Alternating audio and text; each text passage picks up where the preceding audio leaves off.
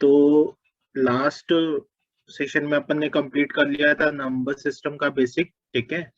अब हम आज स्टार्ट कर रहे हैं सर्ट्स एंड इंडाइसेस, जिसको हम हिंदी में बोलते हैं क्या, घातांक और करनी, ठीक है।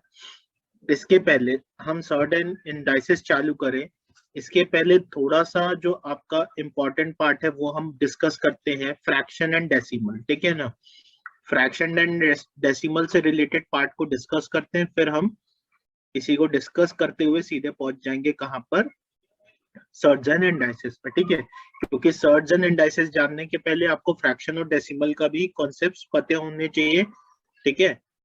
जैसे कि आप जानते हो भाई, फ्रैक्शन में दो तरीके से हम फ्रैक्शंस को पढ़ते हैं, एक होता है आपका इम्प्रॉपर फ्रैक्शन होता है, और एक आपका होता है क्या भाई, मिक्स्ड फ्रैक्शन, ठीक है। बिल्कुल बच्चों वाली बात बता रहा हूँ, मैं जानता हूँ, लेकिन भाई हो सकता है किसी को याद ना हो या किसी को रिवीजन की जरूरत हो, इसीलिए मैं ये चीज को बता रहा हूँ, ठीक है ना।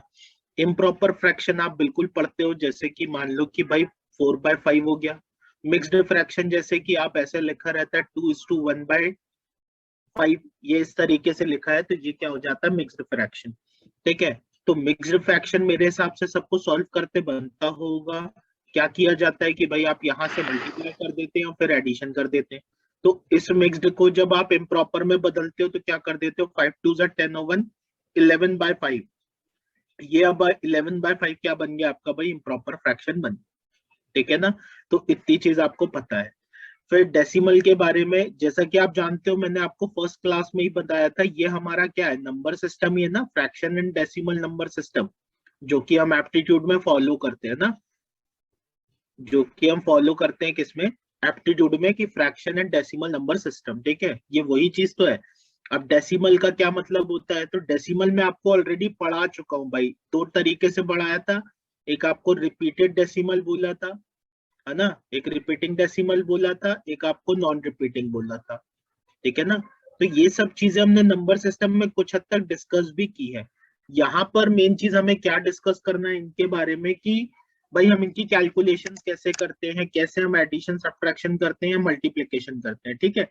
तो जल्दी से इसको एक बार हम रिवाइज कर रहे हैं एक तरीके से, कि जैसे सपोज अगर मैं आपको फ्रैक्शन का एडिशन और सब्ट्रैक्शन करने बोलूं तो क्या आप लोग कर पाएंगे? पहले आप लोग अपना बताइए कि आप फ्रैक्शन का एडिशन सब्ट्रैक्शन कर सकते हैं क्या, कि नहीं कर यस सकते? सर। जो भी हो भाई, देखो यहाँ पर डिफरेंट बैकग्राउंड से हैं, तो जो मैथ्स वाला बैकग्राउंड का है उसके लिए तो कोई इशू नहीं है, हो भी सकता है इशू हो, लेकिन आप बिल्कुल बताइए मेरे को कि भाई हाँ सर कर सकते हैं या नहीं कर सकते, सर आप बताइए। क्वेश्चन दे दीजिए, हम ट्राई करते हैं। ऐसे बहुत दिन हो गया लेकिन हो जाएगा सर। हाँ जी। आप सर क्वेश्चन दे सर दीजिए, ट्राई हम करते जल्दी हैं। से अच्छा ट्राई ट्राई। करते हैं, चलिए एडिशन सब्ट्रैक्शन ट्राई करते हैं। तो जैसे आपको नॉर्मली दिया होता है कि 3/4 प्लस 4/5 प्लस 6/5, अगर मैं आपसे बोलूं कि भाई इसका रिजल्ट क्या होगा, ये तो बिल्कुल बेसिक क्वेश्चन है, इसका रिजल्ट क्या होगा? सर नीचे का तो एलसीएम निकालेंगे ना सर। हाँ बिल्कुल बिल्कुल बिल्कुल, नीचे वालों का एलसीएम निकाला जाता है, जो भी डिनोमिनेटर होता है। अगर डिनोमिनेटर डिफरेंट है तो भाई एलसीएम निकाल लो, नहीं है डिफरेंट तो आप नॉर्मली जोड़ सकते हो।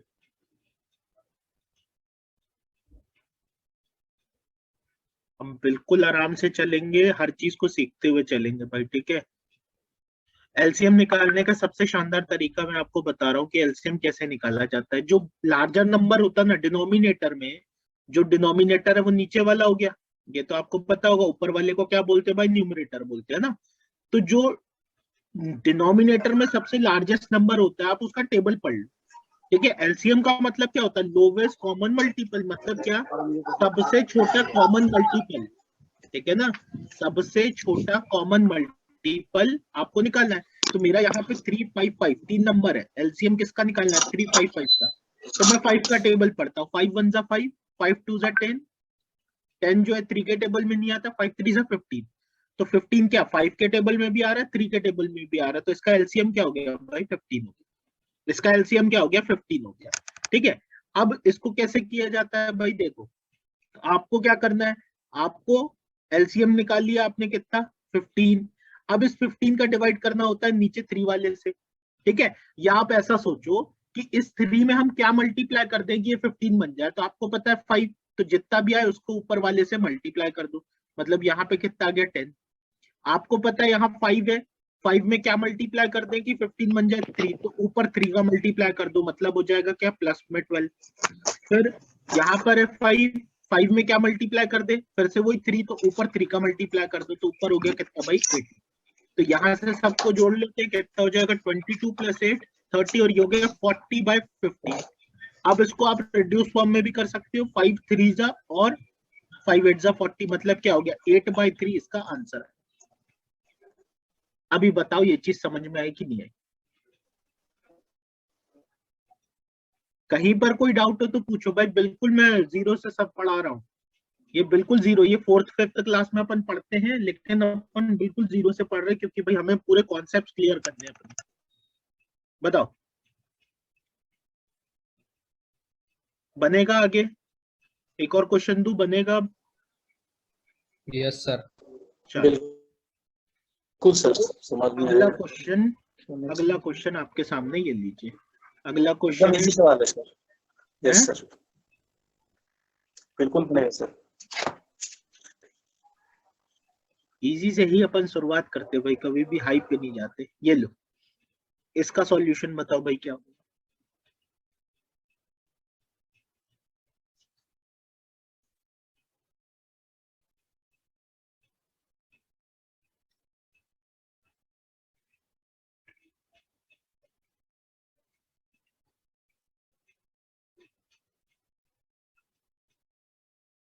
हाँ भाई सर 374/105। चलो देखो, सबसे पहली चीज आपने ये देखा कि प्राइम नंबर है, तीनों के तीनों प्राइम नंबर है। अब आप एलसीएम निकालने जाओगे तो एलसीएम में आपको सबसे अच्छी चीज क्या बोली कि बड़े नंबर का टेबल पढ़ लो भाई अभी। तो आप तो 7 7 2 जा, या आप ये देख सकते हो, देखो अभी इनका जो है ये तीनों अलग अलग है, तीनों प्राइम नंबर है, तो तीनों का उठाकर मल्टीप्लाई कर दो, सीधी सी बात। तो 7 × 5 × 3, ये तो सबसे आसान तरीका होता है भाई, ठीक है, एलसीएम निकालने का, कि सबको मल्टीप्लाई कर दो अगर कोई भी कॉमन मल्टीपल नहीं दिख रहा है अभी तो।